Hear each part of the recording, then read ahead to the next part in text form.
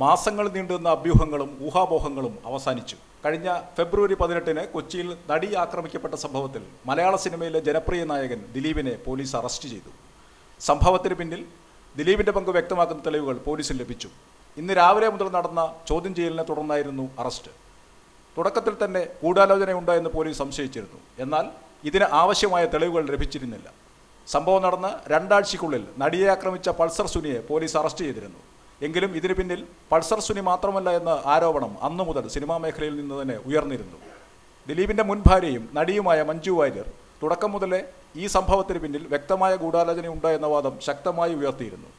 ജയിലിൽ കിടന്ന് പൾസർ സുനി ദിലീപിനെ കത്തെഴുതിയതും ദിലീപിൻ്റെ സുഹൃത്തും സംവിധായകനുമായ നാദിർ ഷായെയും ദിലീപിൻ്റെ മാനേജർ അപ്പുണ്ണിയെയും ഫോണിൽ ബന്ധപ്പെട്ടതുമാണ് കേസിന് പുതിയ വഴിത്തിരിവായത്. സംഭവത്തിൽ ദിലീപിൻ്റെ ഭാര്യ കാവ്യ നടത്തുന്ന സ്ഥാപനത്തിൽ പോലീസ് തെരച്ചിൽ നടത്തിയിരുന്നു. നടിയുടെ ദൃശ്യങ്ങൾ പകർത്തി ഈ സ്ഥാപനത്തിൽ ഏൽപ്പിച്ചിരുന്നു എന്ന് പൾസർ സുനിയുടെ മൊഴിയുടെ അടിസ്ഥാനത്തിലായിരുന്നു ഈ തെരച്ചിൽ. ദിലീപിനെ ചോദ്യം ചെയ്തതിന് പിന്നാലെ കാവ്യയ്ക്കും കാവ്യയുടെ മാതാവ് ശ്യാമളയ്ക്കും സംഭവത്തിൽ പങ്കുണ്ട് എന്ന തരത്തിൽ വാർത്തകൾ വന്നിരുന്നു. തന്നെ ബ്ലാക്ക്മെയിൽ ചെയ്യാൻ പൾസർ സുനി ശ്രമിക്കുന്നു എന്ന് കാട്ടി ദിലീപ് പോലീസിൽ പരാതി നൽകി. ഇതോടൊപ്പം ജയിലിൽ വെച്ച് പൾസർ സുനി ദിലീപിൻ്റെ മാനേജർ അപ്പുണ്ണിയെയും നാദിർ ഷായെയും വിളിച്ചതിൻ്റെ ശബ്ദരേഖയും ദിലീപിന് എഴുതിയ കത്തും തെളിവായി നൽകിയിരുന്നു.